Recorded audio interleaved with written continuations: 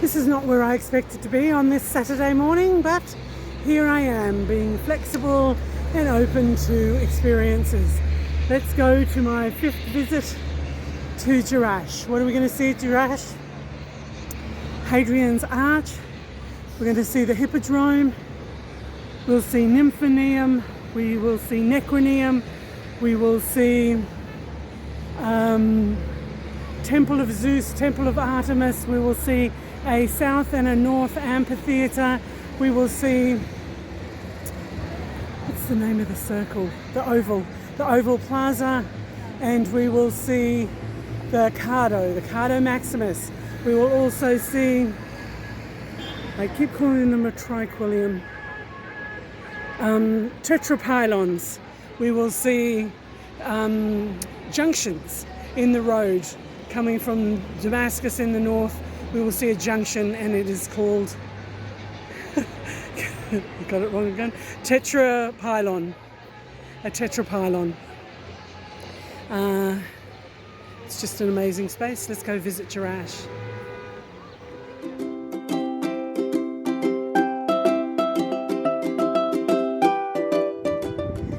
Before you even get to show your Jordan pass, you're going to see the Church of Marianus.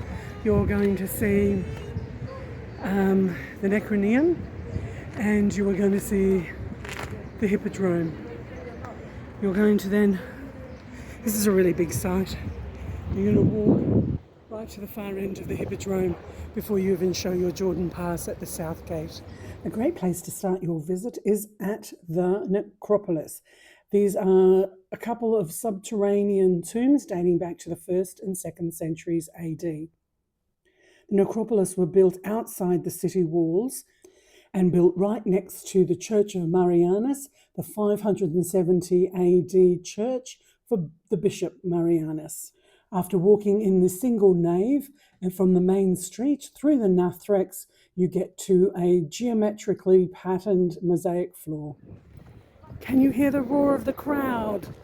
17,000 people coming to see the race here in this hippodrome. Chariots would go around and around about 6 or 7 times, and the crowds would cheer for their favourites. So underneath all of the seating are little shops, and the shops' floors will have mosaics under them, which is quite spectacular. Each of the little shops have no windows, they just have the entry door from the other side, and you can see that as you're coming in to the Hippodrome. But right on the far horizon there, you'll be able to see the Temple of Artemis and the churches. This is where we're heading, a couple of kilometres that way. So there is 2 ways I could have got to this spot. I could have gone on the main footpath on the outside of the Hippodrome, or I chose today to walk through the Hippodrome itself, coming to the north exit, and I'm going to head out here, and then I will show my Jordan pass and get into the antiquity proper. When you're at Jerash, there is a couple of restaurants, one in the south car park and one just here near the ticket control near the south gate. You also have the Jerash Museum. If you want to use a decent toilet, this is your last toilet before you enter the actual site itself. The other one, there's a souk down the other end at the south end that has a bathroom as well that you can use. There's a little hut just there if you want to get a tour guide, and they speak about 5 or 6 different languages: French, German, Dutch, Italian. There's a sign there to say what languages they speak. So we're at the south gate. Let's go in and show our Jordan pass and start our tour of Jerash. One thing I am noticing this visit to Jerash is there's a lot more visitors, which is fabulous. That means that the tourism season, at least for this month, is doing quite well. And the other thing that I see is a lot more presence of the tourism police. So about 2 weeks ago, 8 or 9 people of the Muslim Brotherhood were arrested making bombs. They said it was for domestic terrorism, but generally it wasn't. They were going to be used on the occupied territory. But heightened security here at Jerash. So as you enter the south gate, you're going to be greeted by the souk, a little group of shops just here, and then you've got the garrison over this side. When we'll go up to the top and we'll see the Temple of Zeus and get some of the most amazing photos. So when you're coming to Jerash, hat, sunscreen, water and very comfortable shoes as we walk past the souk.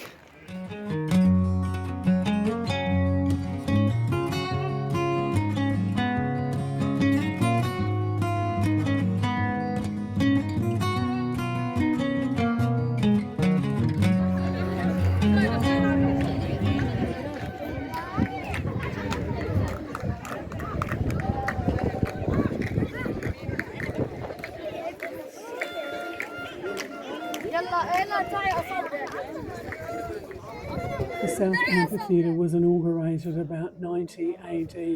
There's an inscription on one of the podiums dedicating it to Titus Flavius Epi something or other, son of Dionys. The cave has 2 sections, a lower 14 row and an upper 15 row.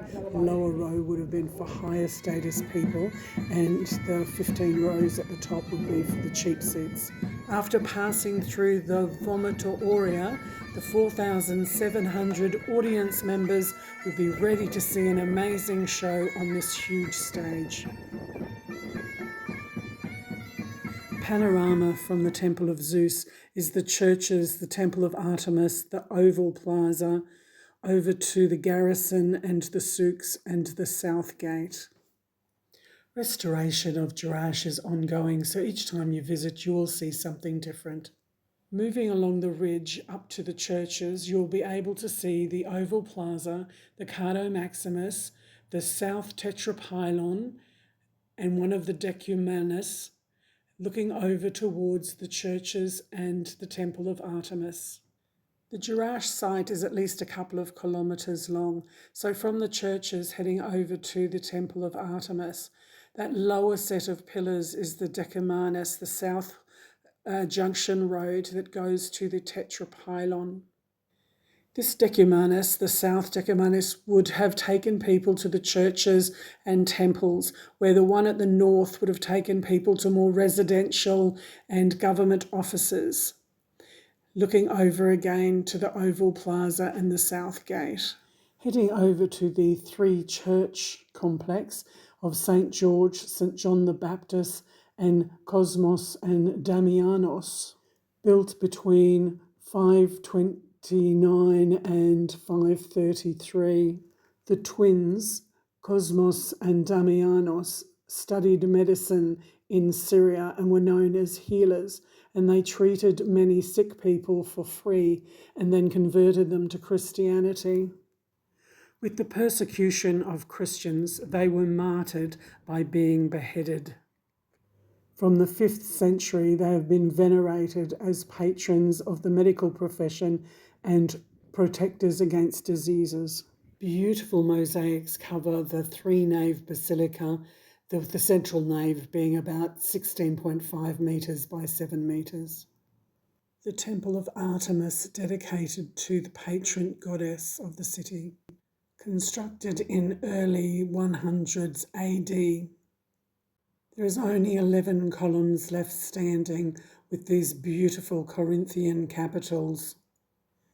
The columns are not fixed, they are floating columns. So what you will see if you put something like a spoon in, that the rocks move slightly and then the spoon moves up and down. You can even feel the rock crushing your finger. There's so much that I love. There is so much that I love about Jerash. Behind me there is the North Gate. There is the North Amphitheater. So the north tetrapylon is just there as well. But this is a part of Jerash that I have never been to. I have spent many times. I think this is fifth time I've been here. And it's the first time I've seen this church. So I'll do a bit of filming of this. And there's no plaque to say which church it is. But it is just a little further north in the Temple of Artemis. Doing some research, I've come across the name of a northwest church, which is northwest of the Temple of Artemis, which sounds about right. Or it could be the Church of St. Mary, the Church of the Virgin Mary, a large basilica with multiple mosaic inscriptions built in the mid-6th century at the top of a hill west of the Cardo Maximus. It could be the Church of Bishop Marianus, which is near the main Cardo but far north. Or my favourite would be this one, the Church of St.